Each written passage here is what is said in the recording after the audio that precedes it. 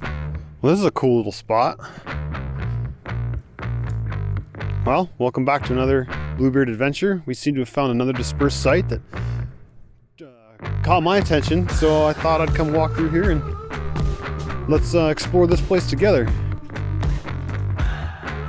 It seems to have two fire rings which are in disarray.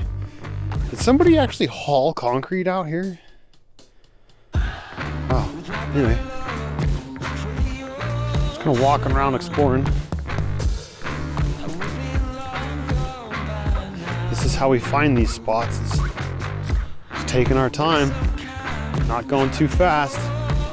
Although this looks like there's a trail here, and I'm not quite sure why. I'm wondering if it goes back to this, what, maybe a vista? It's not very flat. It's back there. Oh yeah. Okay, that's where the trail goes. That's really cool. Got Snow Mountain Wilderness over in there, if you can see the snow.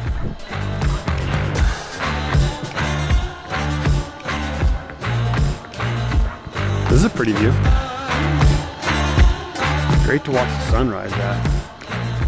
So, I can't see it, but I'm camped over there, about 500 yards. I got the truck and trailer set up over there. Oh, here's one of those OHV trails right here. Again, I'm literally just exploring this for my first time. I'm here for several days, but haven't really left camp. Just been kind of chilling in camp. But I just noticed this. That's a bummer. I would imagine these were here before the fire. Some of these are melted and the glass is discolored. Watch out, dog, don't cut your feet. The one downside I can see is this OHV trail right here. You're gonna have a lot of dirt bikes. It's not really wide enough for a quad. I mean, you could get a quad through here. The bikes tend to go fast and they're a little louder than the others, so just to point that part out. But let's head back into camp and check this out some more.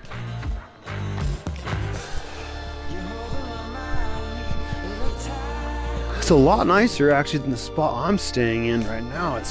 The trees are, the dog seems to like it. The trees are a lot more alive. Ones back where I'm staying are all mostly dead from the fire. A lot of them have mushrooms and fungus growing all up in them, all over them. There's quite a bit of area in here though. This is the entrance I'd been seeing the last couple times I've been in here, and every time I looked in I saw this transition right here at these trees, and I'm like, oh, that's a tight little turn. I don't drive a Jeep. Definitely still maneuverable, but there is a lot of flat ground right here. Whole lot of flat ground.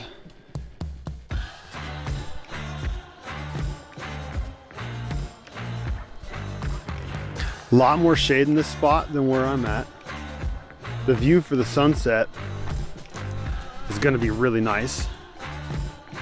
Be over in there. Downside, if you have a solar generator, it's not going to do too well right here with the shade. I could think of worse problems though. You're tucked in off the road enough that most people might not even see you as they go by. That's a bonus. One thing I've never brought up until this spot was cell coverage. This area, I'm on 16N01 is the road that this turn is right over there. I walked in off of it to get here.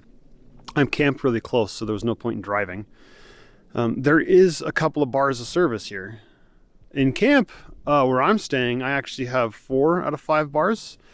I'm able to upload to Instagram and the Facebook group to share videos of what's been going on with the last few days in my adventures out here. Because I do publish stuff to Bluebeard Adventures on Facebook pretty often.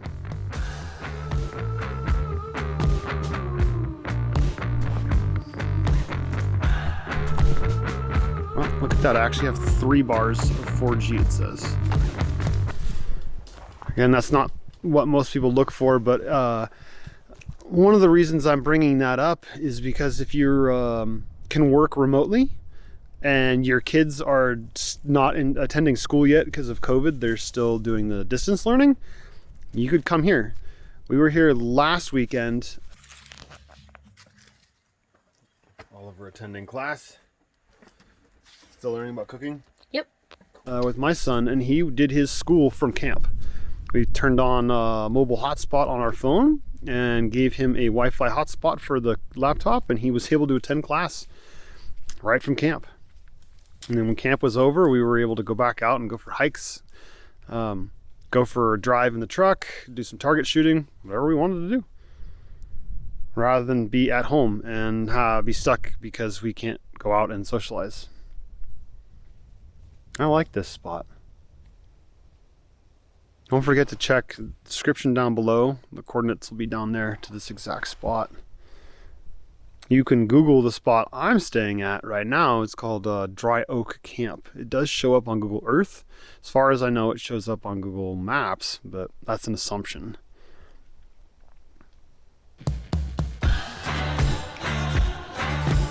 Here comes Mr. Riggs.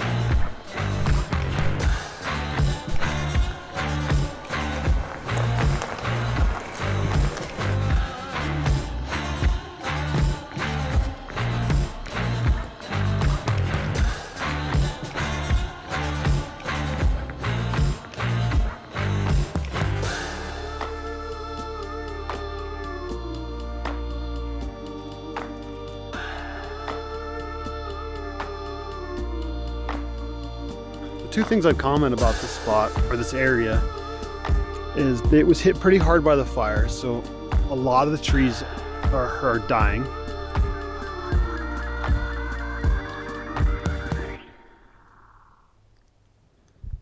I drew a blank. Making the perfect rice. The perfect rice.